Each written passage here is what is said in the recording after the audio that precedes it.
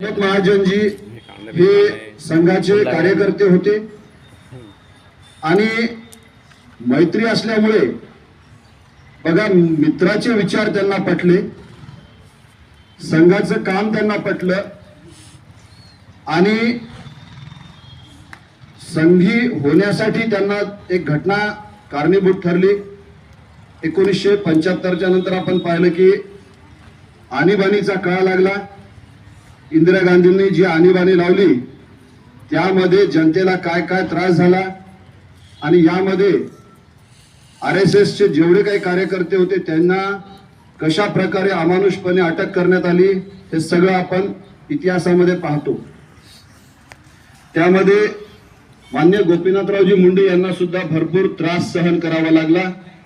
भूमिगत राहून त्यांना आपली चळवळ चालवावी लागली आणि त्यानंतरच्या काळामध्ये आपण बघितलं की गोपीनाथरावजी मुंडे साहेब हे सक्रियतेने राजकारणात उतरले।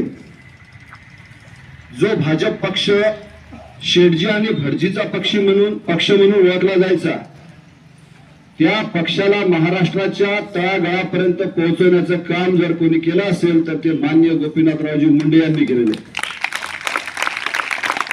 हे सत्य सूर्य इतकं स्पष्ट आहे।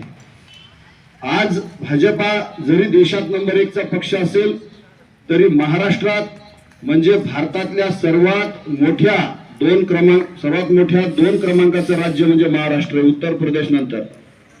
तर या महाराष्ट्रामध्ये सत्ता मिळवून देण्याचं काम माननीय गोपीनाथरावजी मुंडे यांनी केलं। शिवसेनेशी युती करून आपण बघितलं 1991 मध्ये